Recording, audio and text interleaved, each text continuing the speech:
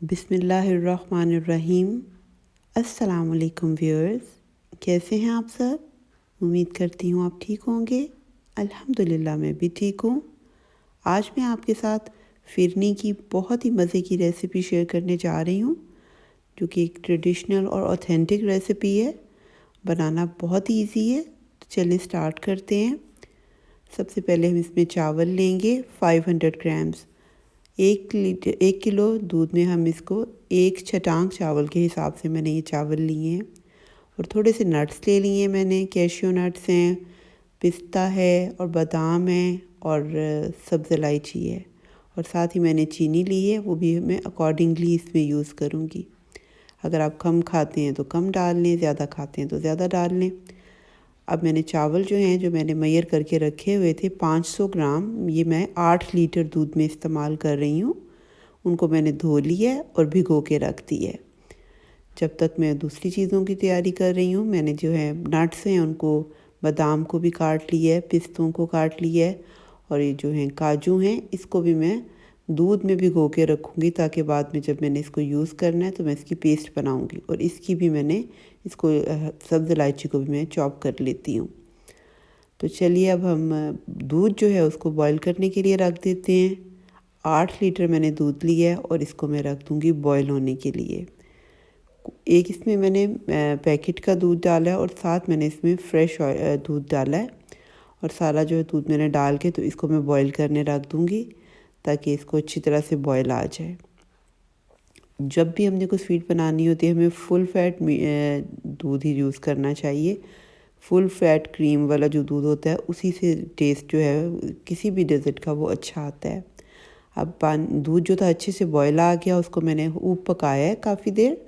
उसके बाद जो चावल मेरे पास पड़े थे 500 ग्राम्स, मैंने उनको भिगो के रखा हुआ था, उनको मैंने इसमें ब्लेंड करके तो डाल दिया है। क्योंकि हम फिरनी बना रहे हैं, खीर नहीं बना रहे। अगर खीर बनानी हो तो उसमें हम चावल वैसे ही पकाते हैं। अब फिरनी है तो इसलिए हमने इसको ब्लेंड कर लिया है और अब मैं इसको कुक करूँगी, ताकि चावल जो हैं वो अच्छे से पकें और इस पर थोड़ा टाइम भी लगेगा। जब थोड़ी देर ये मेरा जो है दूध पक रहा था, तो उसके बाद मैंने जो काजू रखे थे उसमें मैंने दूध डाला और इसकी भी मैंने पेस्ट बना ली है। ये देखिए मैंने इसको ब्लेंड कर दिया है। अब कैश्यू नट्स की जो पेस्ट है वो भी मैंने इसमें ऐड कर दी है। पहले चावल डाले थे, अब ये काजू की पेस्ट भी मैंने इसमें डाल दी है। अब मैं इसको अच्छी तरह से पकाऊंगी। इसको काफ़ी टाइम लगता है पकने में, इतनी जल्दी ये नहीं पकती है। तब तक हमने इसको पकाना होता है कि ये थोड़ी थिक हो जाए, दूध का जो पानी है वो एवेपोरेट होता जाए, तो इसको थोड़ा सा टाइम लगता है। और ये अभी तो ज़ाहिर है वीडियो लंबी बहुत ज़्यादा हो जाती है, तो इस वजह से मैंने इसको एडिट कर दिया है। अब जो थोड़ी सी हमारा जो था चावल पक चुके थे, थोड़ी सी जो है खीर की जो फिरनी है, इसकी टेंडेंसी थोड़ी सी थिक हुई है, तो मैंने इसमें चीनी डाल दी है और इसको लगातार हिलाती जा रही हूँ ताकि ये नीचे ना लगे। अब चीनी मैंने अपने अकॉर्डिंगली डाली है, आप भी अपने हिसाब से डाल लें। और साथ ही मैंने इसमें सब्ज़ इलायची का जो था वो पाउडर बना लिया था और वो मैंने इसमें डाला है। फ्रेश पाउडर मैंने किया था, फ्रेश जो सब्ज़ इलायची लेके तो उसका मैंने पाउडर बनाया है। उसका फ्लेवर और ही अच्छा होता है जो बिल्कुल आप फ्रेश करते हैं। तो अब फिर इसकी काफ़ी ज़्यादा पकाई हो गई, काफ़ी देर ये पकता रहा है। जब ये थोड़ा सा दूध जो है हमारा और थिक होने लगे, तो फिर हमने इस कंडीशन में इसमें मलाई, या अगर आपके पास जो दूध की मलाई होती है वो डाल लें या क्रीम डाल लें और फिर इसको पकाएं। क्रीम डालने का मकसद होता है कि इसकी जो है मतलब क्रीमी सा ये बन जाती है, इसके अंदर बहुत ज़्यादा टेक्सचर जो है इसका बहुत क्रीमी टाइप और सॉफ्ट सा हो जाता है। और साथ ही मैंने इस टाइम इसमें 2 चम्मच देसी घी के डाले हैं। ये भी ऑप्शनल है, अगर आप नहीं डालना चाहते तो बेशक आप ना डालें।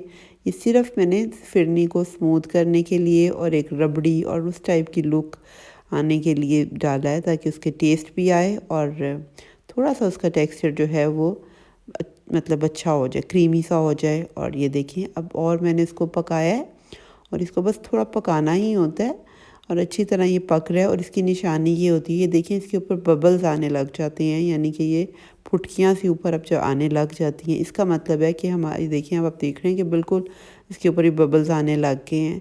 तो ये अब इसकी निशानी है, तो ये बस अब पकने के ऊपर है। और इस वक्त दूध हमारा जो कम्प्लीटली इसका पानी जो है वो ड्राई हो चुका है और ये गहरी हो चुकी है हमारी फिरनी।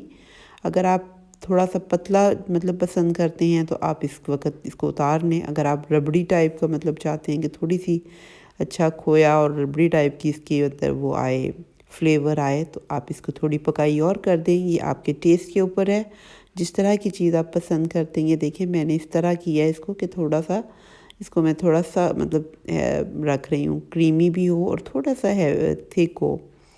अगर आप पतली चाहते हैं तो आप 5 मिनट पहले ही इसको उतार दें और अच्छी तरह से इसके ऊपर देखें पकाई हो चुकी है, बबल्स आ गए हैं। अब मैंने चूल्हा जो है बंद कर दिया है और अब मैं इसको सर्व कर दूंगी, बाउल्स में डाल दूंगी, ठंडा होने के लिए रखेंगे। और बस इसको अब हमने इसके ऊपर डेकोरेशन करनी है। जो हमने नट्स जो थे वो इसके ऊपर मैं डालूंगी और उसको सर्व करने के लिए रख दूँगी। ये देखिए इतनी मज़े की क्रीमी सी मेरी फिरनी जो है वो तैयार हो चुकी है। मैंने थोड़ी ज़्यादा क्वांटिटी में बनाई है, आप अपनी क्वांटिटी के हिसाब से इसमें चीज़ें डालें। और एंड पे जब ये पक जाए, ठंडी थोड़ी सी हो गई, तो मैंने इसमें जो नट्स हैं वो गार्निश कर दिए हैं। और ये बहुत ही मज़े की, बहुत ही अच्छी रेसिपी है, बहुत इजी बनने वाली। सिर्फ इसको पकाने का थोड़ा सा टाइम लगता है, तो आप ज़रूर इस रेसिपी को ट्राई करें। अगर आपको मेरी ये रेसिपी पसंद आए तो मुझे ज़रूर इसका फ़ीडबैक दें। अपनी दुआओं में मुझे याद रखें। अल्लाह हम सबको अपनी हिफ्ज़-ओ-अमान में रखे, अपनी रहमतें नाज़िल फ़रमाए। चलें फिर मिलते हैं किसी और बहुत अच्छी सी रेसिपी के साथ। और अगर आपने मेरे चैनल को भी सब्सक्राइब नहीं किया तो मेरे चैनल को भी सब्सक्राइब करें, लाइक करें, शेयर करें अपनी फैमिली और फ्रेंड्स के साथ। और बेल आइकन को भी प्रेस करना मत भूलिए ताकि मेरी आने वाली सब वीडियोस की नोटिफिकेशन आपको मिले। अल्लाह हाफिज़।